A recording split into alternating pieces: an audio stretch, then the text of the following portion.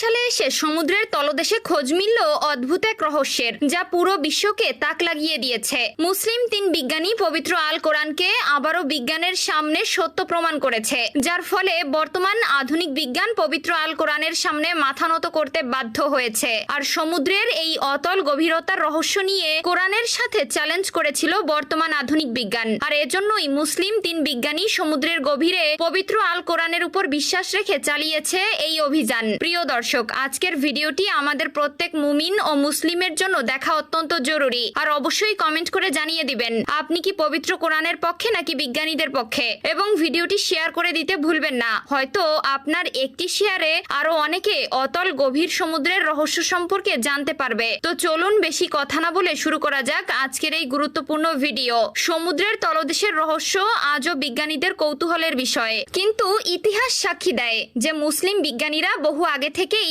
এই অজানার পেছনে অনুসন্ধান চালিয়ে গেছে। তারা শুধু ধর্মীয় অনুপ্রেরণায় নয়, বিজ্ঞানের প্রায়োগিক দৃষ্টিভঙ্গিতে সমুদ্রকে বিশ্লেষণ করেছেন। তাদের এই অগ্রদূত ভূমিকা ভবিষ্যতের জন্য এক মূল্যবান উত্তরাধিকার। আল্লাহ তাআলা পবিত্র আল কোরআনের মধ্যে বলেছেন, নিশ্চয়ই সাগরের গভীরে আছে এক অজানা জগৎ, যা তোমরা উপলব্ধি করো না। অতল অন্ধকারে ঢাকা, তার উপরে ঢেউ, আবার তার উপরে আরো ঢেউ, এবং সবকিছুর ঊর্ধ্বে ছায়া বিস্তারকারী মেঘ, যেমন বলা হয়েছে কিতাবে। অথবা তার দৃষ্টান্ত হলো গাঢ় সমুদ্রের মধ্যে, যার উপরে আছে ঢেউ, তার উপরে আবার ঢেউ, তার উপরে মেঘ, অন্ধকারের উপরে অন্ধকার। সূরা নূর আয়াত 40। সেখানে এমন প্রাণী আছে, তারা আলো সৃষ্টি করে, অন্ধকার ভেদ করে, তারা উচ্চ চাপ সহ্য করে ঠান্ডায় জমে না, আর খাদ্য পায় ভূমিপৃষ্ঠ হতে, ঝরে পড়া জীবাংশ থেকে। মুসলিম 3 বিজ্ঞানী যারা কোরআনের সত্যতা পুরো বিশ্বের সামনে প্রকাশিত করেছেন, তারা হলেন আল বিরুনি। তিনি হলেন বিশিষ্ট মুসলিম পণ্ডিত ও বিজ্ঞানী। তিনি জোয়ার ভাটা, পানির চাপ ও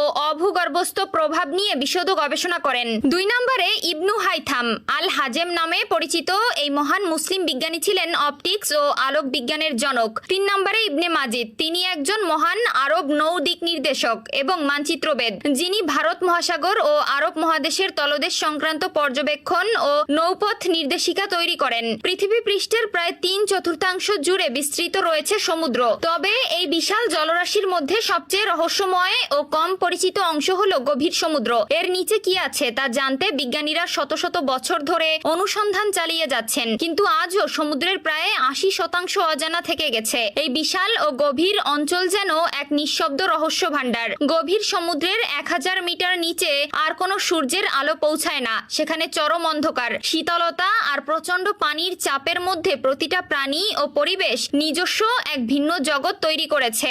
এই অঞ্চলকে বিজ্ঞানীরা মিডনাইট জোন বা অন্ধকার রাতের অঞ্চল বলে থাকে। গভীর সমুদ্রের অজানা এই জগৎকে জানতে দুঃসাহসিক অভিযান করে চলেছে বিজ্ঞানীরা। এবার 2025